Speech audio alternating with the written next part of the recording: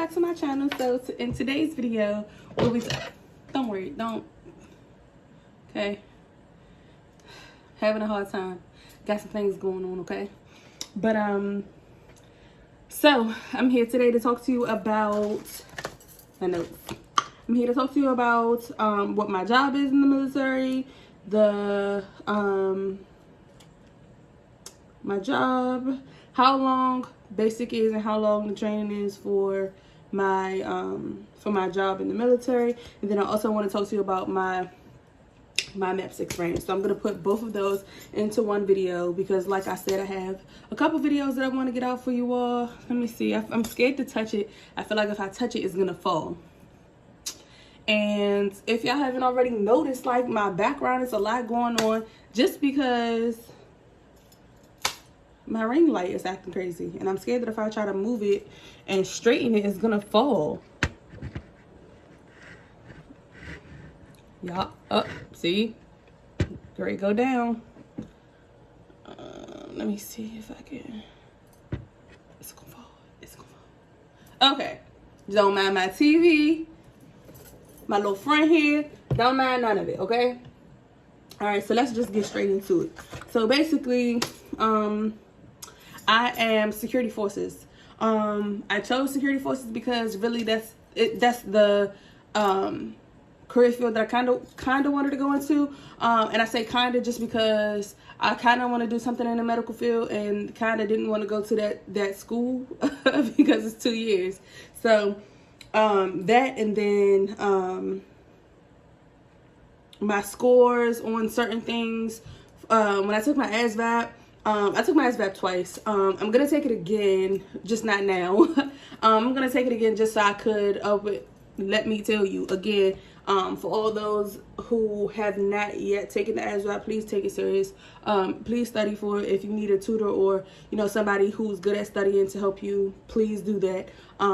Because the Asvab really determines your job, your career field in the military. So,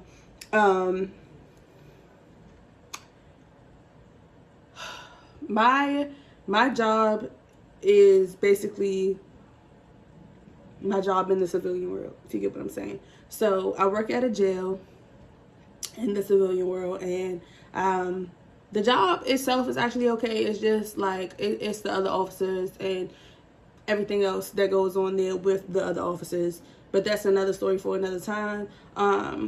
So basically that is what I do. I'm an officer, and then I'm also in the process of starting a new job with the police department. So again, basically what I do in the civilian world basically is my job in the military. Okay, so that, and then I'm gonna go back to school. I'm gonna have the military, okay, I talked about this in the last video as far as benefits and things like that are concerned. I'm gonna have the military pay for me to go back to school, and then I'll get my degree and I'll do different things in the medical profession. So I'm not too sure of what the process is once you actually are you've gotten your degrees and things like that, because I think you kind of like retro in the military, where you go and you do your basic, and then you go to tech school, and then they teach you everything. But everything, okay, so everything that you would learn in 6 to 8 years doing your degree in the regular college setting, I feel like they said it's like all crammed into 2 years or something like that. Maybe like a year and a half, 2 years, something like that. So you basically get everything like that. And me personally, I'm not a real good test taker, so I don't even want to put myself in a situation where I would go to basic and learn all of, not basic, tech school, and learn all of this stuff, and then can't perform on a test. You get what I'm saying? Like, I don't want to do that. I'd rather just go through everything that I need to be able to take the test and perform. Like, I don't want everything crammed into one session and then I can't perform when it comes to taking the test because I'm not a good test taker. I'd rather take my time in learning and things, planted in my real estate. You got 6 inches of real estate between your ears. I'd rather put all of that in my 6 inches over time than to just do it in 2 days and then have to take the test at the 24th hour of the first day. I'm good on that. So anyway, after I just did all that rambling, So security forces basically is military police. Okay.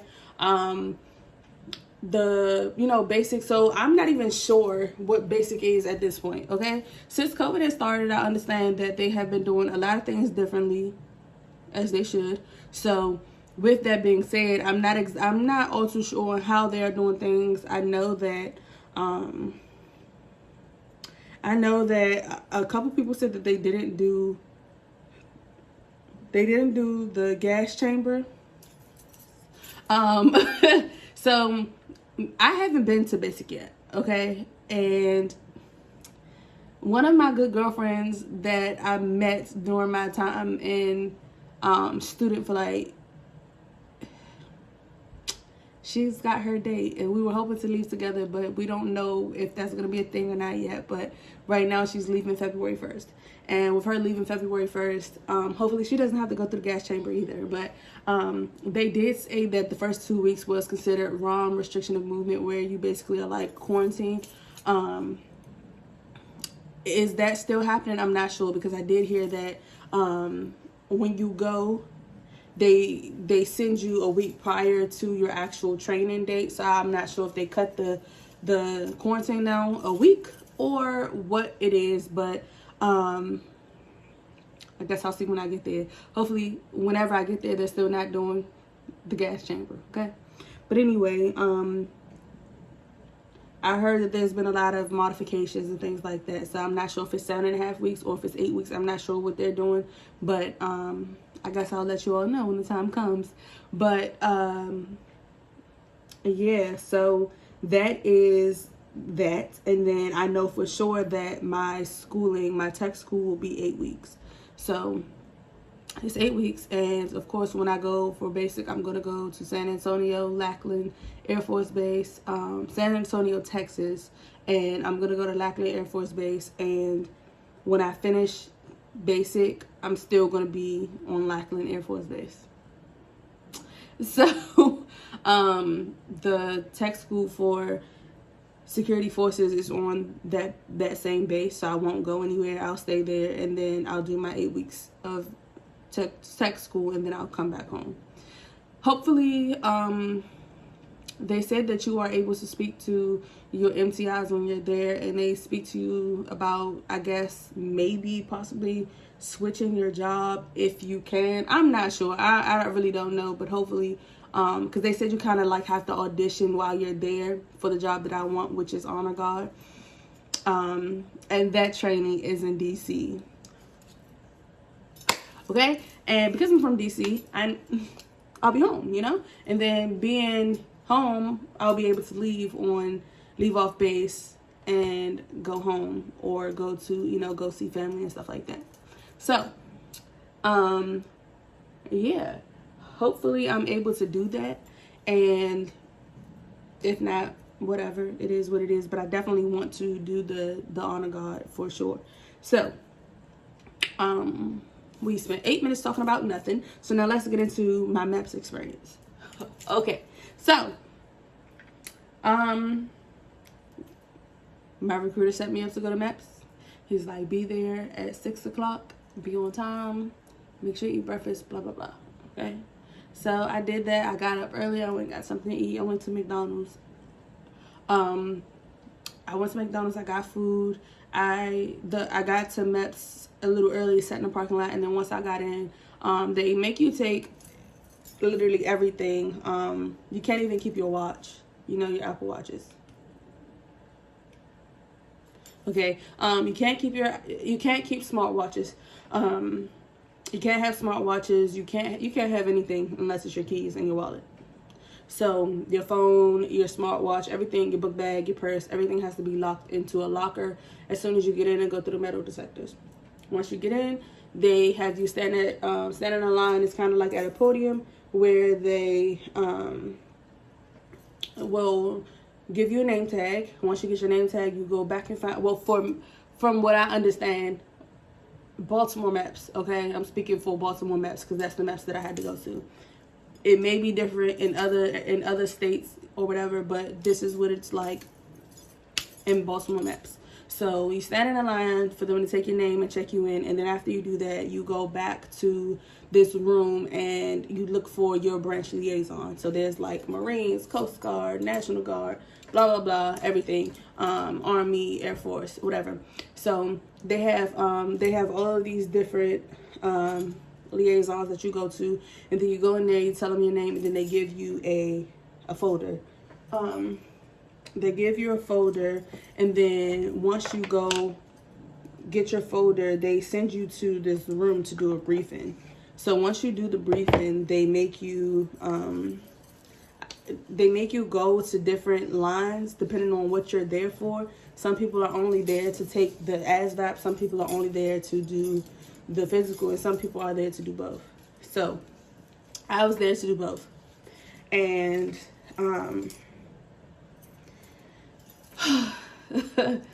the first thing I did was the Asvab. That test was excruciatingly long. Not really, but it was. I think it was kind of like the anticipation of getting it done and getting a good score that kind of like just has you like, oh my goodness, like when is this test gonna end? So yeah, you do the test first. If you're gonna do both, you do the test first, and then once you do the test, you go and once you finish the test, you go to another briefing, and this is basically where you do your physical. So you go and you do this briefing for your physical. Once you get in, they I'm just gonna say right now, like some of them are really cool, some of them are assholes, and that's just what it is. I had like this little old lady from the islands, like Jamaica or something. I want to say she had a Jamaican accent or something like that, and she just was like so rude. That's just the reality of it. She was rude, and of course I wasn't rude back to her or anything like that. But they're rude. They're just there to do a job, and that's it. Like, they don't care about how you feel. They don't care. And I understand that they're trying to get you through this process because it is a long process and it could be a tedious process. However, this is your job, and your job is customer service. And if you didn't like it, then you shouldn't have applied. So anyhow, you go in, you sit in this room, they do a briefing, they basically yell at you about how you do this paperwork. Not even yell at you, but just like really smart ass, like tell you how to do this paperwork. Whatever. So you do the paperwork, and then you start to kind of like branch off into different things, like whatever is available at the time, you go ahead and do. So you go in, and then you do what did I do first? How could I forget? I did my what's this thing called? I went and got blood work done first. Okay, went and got blood work done. So the phlebotomist who took my blood, she was kind of like, she wasn't really mean or anything like that. She just wasn't really welcoming. Okay, so we get in, and she's like, are you, I guess they have like this questionnaire kind of thing where they have to ask you a bunch of questions and stuff like how they do the COVID screening, basically like that, like, are you squeamish at the sight of blood and blah blah blah. So I answered all the questions or whatever, and as we began to start the process for her to draw my blood, she's like, hold this ball, do this. So as she's drawing my blood, there's another lady standing talking to me, saying that when I'm finished with her, that I can go into the bathroom and do my urine. So I'm like, okay. So she does my thing, she puts the thing on it, and she sends me about my way, right? So I get out, and then they're like, oh no, don't go to do your urine yet. They asked the guy, like, are you finished? If so, can you take her to do her eye exam? And they was like, I could do it, but she gotta wait maybe like 5 minutes. They was like, okay, we'll go. They was like, go there with him at first and then go do your urine. I said, okay. So I'm sitting there, and I do like this, and I'm like, why does it feel wet? Like, so I just so happen to look down, and my arm is pouring blood. Okay, pouring blood. I had on this gray Nike hoodie, and it just was so much blood. Like, the whole bend of my arm just had blood, and I wish I would have thought about it to take a picture, because I talked about it on my other channel or whatever, but I completely forgot to take a picture. My whole arm, the bend of my arm, and my gray sweatsuit, my gray hoodie was completely drenched. And there was a doctor who came out. He was sitting at the receptionist area, like where you go to check in and tell them that you're there, or check in and tell them that you're done. He came out, and then it was the guy who was supposed to be doing the vision test. He comes out, and they're like, oh my goodness, what happened? Blah, blah, blah. So I'm trying to take my arm out my hoodie, and they're like, are you okay? Like, do you feel faint? Blah, blah, blah. I'm like, no, I'm fine. So they're asking me questions. And so the guy, the one guy who does the vision, he was a black guy, he was an African guy. And then the other doctor who was sitting behind the desk was a white guy. He's like, I don't remember the girl's name. He's like, such and such, what did you do? And he said it just like that. She was like, what are you talking about? What do you mean, what did I do? He was like, look at her arm. Like, you just sent her out and you didn't make sure and blah, blah, blah. So I was like, all right. So again, them and their like attitude, she just walked past like I didn't do anything. Now, had we been in the actual doctor's office and not in MEPS, I'd have told her something good, okay? But because of what we were, I was just like, whatever, you're fine, shake it off, let that shit be, get what you need to get done and get out of here, okay? So again, I've been wanting to do this for 12 years. You finally have the opportunity to do this. Get it done and get the hell on, okay? So that's what I chose to do. Just kept quiet, and then, you know, once you go to basic, it's not really much anything you can say back to these people anyway. So I went ahead and I let them clean it up, because it was like literally down my arm. Once I took my hoodie off, it was down my arm. So he was like, I'm so sorry about that, I'm sorry about her, and blah blah blah. Like, he apologized, and, you know, he cleaned up my arm, and he was like, I just need you to sit right here for a couple more seconds, you know, just so I can see, like, you know, that you're okay. And then once the bleeding stops, you can go ahead and do whatever you're scheduled to do next. So that was one thing. I just was so like, I wasn't mad, but I was like irritated, because like now I gotta walk around like this. Like, I have to walk around looking dirty. Like, I got all this blood in the inside of my hoodie. It's wet, and you know, when blood starts to dry, it starts to stink. Like, that's disgusting. So anyway, I didn't have my phone. I couldn't text anybody. I couldn't tell anybody about what was going on. Like, I just was annoyed. It was what it was, or whatever. But anyway, after that, I went and did my vision test. So I did my vision test or whatever. And you have to do a depth test. And that was pretty easy. Like, you know, it's basically like there's like 6 rows. There's six rows, 5 columns, okay? And in each row is, I think it's 5 circles, and then you have to see in each row you have to in each row you have to say which circle stands out the most to you. Like, it'll look like it's doing like this to you, like that. So you have to tell them basically like which one stands out the most to you, and then. So I passed that test. You have to do a test where you're like looking like this, and you have to like read it out loud, and you can't mess up. So you have to, and you have two tries to be able to do it. So you have to read it out loud without messing up. And if you mess up, you have to start over. And then if you mess up the second time, you fail. So I did that. I passed. I had to do a hearing test. Did the hearing test. I passed. So then I went to go do my urine. Oh my goodness. So I go in and I go do my urine, and once you go in, there's like a lady standing behind, like a drive-through window basically. So it's like this lady standing in a drive-through window, and then you're standing on the opposite side, and she gives you a cup. Then it's you and another nurse, a female nurse. I don't know how they do it for the men, but I know for the females, you go inside the room and then the bathroom, and then there's a female nurse that goes in with you. And then you basically go into the store. Store has no door. You go into the store and you pee. Like, you might as well get used to it. You might as well get used to it now, because you definitely have to shower in front of like 60 other people. So if you can't do this, you can't go pee in front of one person.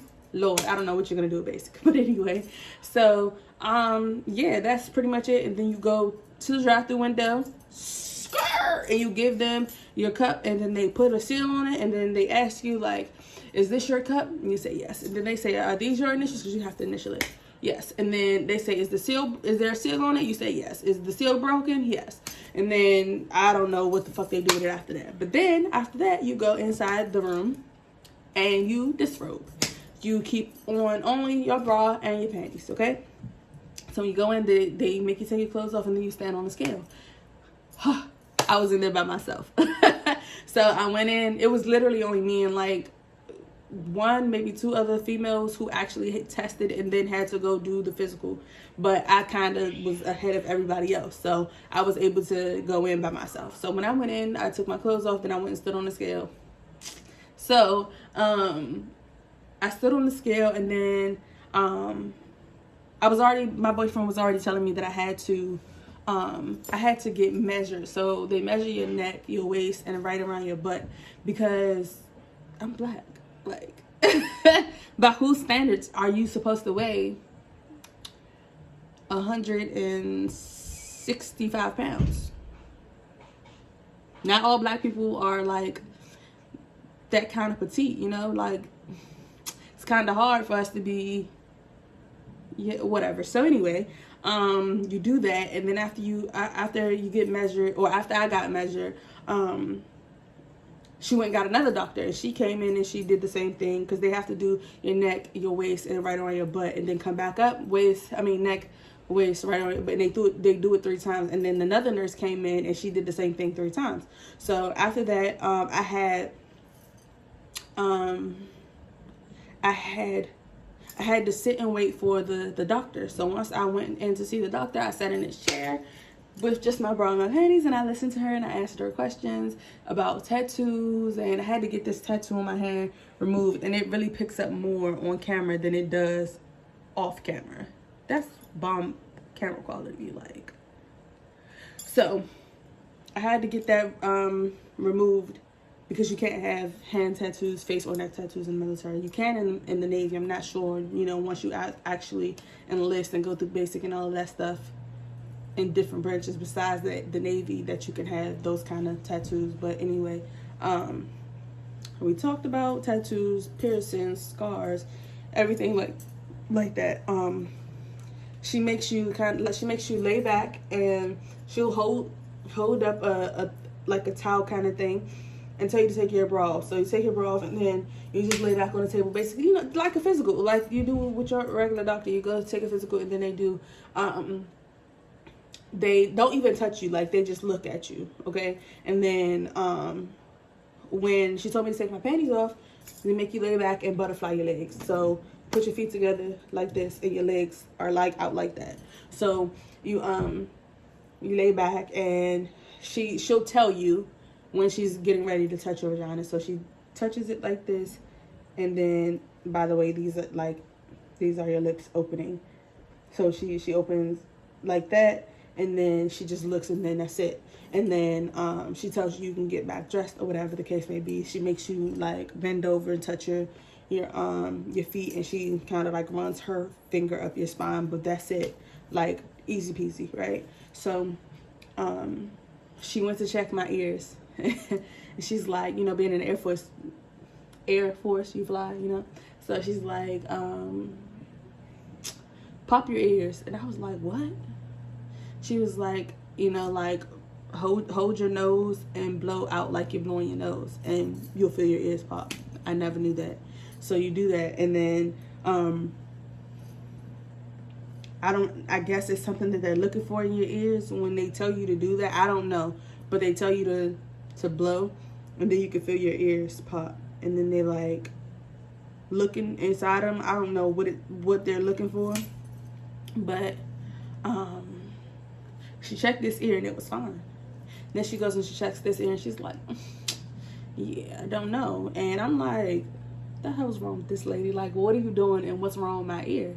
So she was saying something, and she's like, have you ever had tubes in your ear when you was little? I was like, no. She's like, have you ever had drainage or something? She was saying, and I was like, no, because I've never had any issues with my ears. So she kind of just left it alone, and then she went to go get another doctor. She told me she was going to go get her. So when she came in, she was asking, like, you know, like, can you check her ears? So I did it again, where I had to blow or whatever, and she checked it. And she was like, and then she was like, well, what's her hearing like? Because the other lady, mind you, she was a white lady. The actual doctor that I was with before she went to go get the other doctor was black. So she was like, what what should I do? Like, should I pass her? Like, I don't know what to do. So I'm looking at her like, hell yeah, lady, pass me. What are you talking about? Like, why wouldn't you? I can hear you asking her, should you pass? I hear you, okay? So, the other doctor came in and was like, what's her hearing like? So she's like, her hearing's fine, like, her hearing's good. She was like, pass her, like, yeah. I was like, oh my God, yes. Like, why did you even need to ask her that? Pass me, lady. So she passed me or whatever, and then after that, like, she basically made me, she said everything was fine. I had to just go back and sit out in the waiting room and wait for my, this other girl who was coming to do the same thing. So I sat out and waited for her, and then she was like, we're gonna do this part together. We had to do the duck walk. That shit is hard. You gotta do the duck walk. Some little, I don't know, some little, these kind of, girl, listen, they made us do all types of crazy shit. And then after that, she was like, and I just was like, oh my God, I'm not gonna pass this. I'm not gonna pass this. I'm not gonna pass this. So she was like, go, because you can't have braces when you go to BMC. But I literally, my teeth looked like this before I got braces. So I'm not too mad, but then again, I'm kind of annoyed because it was little teeny gaps on this side that I wanted to close. But my teeth were fine before I got braces anyway. So I'm going to have to take them off. But I talked to my ortho, and he said that it's no problem. He'll take them off, and then once I come back, they'll just put them back on. Whatever. So anyway, she was like, you have to go to your liaison and go get the MEPS letter stating that your braces are coming off. And I was like, oh my God. So when I went to the liaison, they was like, well, hopefully your recruiter put it in your package, because if they didn't, then you're going to have to come. I was like, oh my God. Look at God. I get there, and they're like, okay, yes, here's the letter. So I go back and take it to her. So as I take it to her, she's like, finishing up with the other girl. So she's like, just sit here for a second. So she goes in and she finishes with the other girl, and then when she comes back out, she takes my paperwork and stuff, and then she goes back to her office and tells me just to sit and wait. The anxiety was killing me. Like, oh my goodness, like, she's looking through this stuff, like, something's not right, it's gonna take forever, like, I'm not gonna make it, blah blah blah. Well, she comes back out with my green ugly ass folder, and she's like, congratulations, Miss Holt, you're medically qualified. I said, who, me? I snatched that fucking folder out of her hand so goddamn fast and took off like it was nobody's business before she could change her fucking mind and say, oh, no, wait a minute, I think I made a mistake. I was gone, okay? So I got the hell out of there, and I went to my liaison, gave them the paperwork, gave him the folder with everything in it, and he was like, you passed. Okay, all right, go ahead. Like, you can go ahead and go. Did you drive? I said, yeah. They was like, okay, you can go. I was like, bad. So I left. I called my recruiter. I was like, I was medically qualified, blah, blah, blah. He was like, really, you were? Because we were already scared we were going to have some issues with this medical situation. So it was actually all good. The process really, for the most part, was more on the smoother side. Now, because it is during the COVID pandemic times, it was much more of a breeze. I'm not exactly sure how it is or what the experience is like. The experience is like, I'm talking like I got a hood education. But yeah, like, I'm not too sure what the experience is like prior to COVID. I'm not sure if it's like crazy because there's so many people here and there. It was good for me. It didn't take that long. It wasn't too much waiting. It wasn't bad. They did give us lunch, which was trash, a little bag lunch. You can have your phone during lunch, but other than that, you can't have it. But it was pretty much a breeze for me. Everything was what it was. I was glad to get through it. I was glad that I was medically qualified. I did go back and take my Asvab, however, to get a higher score, and I did. So, yeah, that's basically what it was for me. And would I like to do it again? No, because it just was like, it was boring. But and if you can drive to MEPS, like if you can drive yourself to MEPS, even if it's like an hour away, sis, I would drive. Only because when you go to MEPS, and you have to go stay at the hotel with them, and then the bus takes you to MEPS, you literally have to sit there all day and wait until everybody who came on that bus with you is finished before they will take you back to the hotel. Now, I do know that if you live a certain amount of miles away from MEPS, they will put you at the hotel, but I think that you could still drive yourself, even if I think you can still drive yourself to MEPS, even if you are staying at the hotel with them. I think you could still drive yourself there and then drive yourself back to the hotel once everything is finished. And I heard that before, MEPS days were like 2 days. Why? But then again, you know, maybe with everybody going all at one time, maybe it is a lot, you know, probably having 60 to 80 people all at once trying to take a test and trying to get medical. Maybe it's a lot. But anyway, if you can drive yourself. Drive yourself to and from, okay? Because it's much easier, and you're definitely not going to miss sitting and waiting hours upon hours, waiting for everybody else to get finished before you can all go back to the hotel, where you could just drive yourself back to the hotel when you're done. So that, my friends, is my MEPS experience. Again, if you all have any questions, comments, or concerns, never ever hesitate to leave them in the comment section below, and I will always try to get back to you and to those questions or comments in a timely manner, or whatever the case may be. So,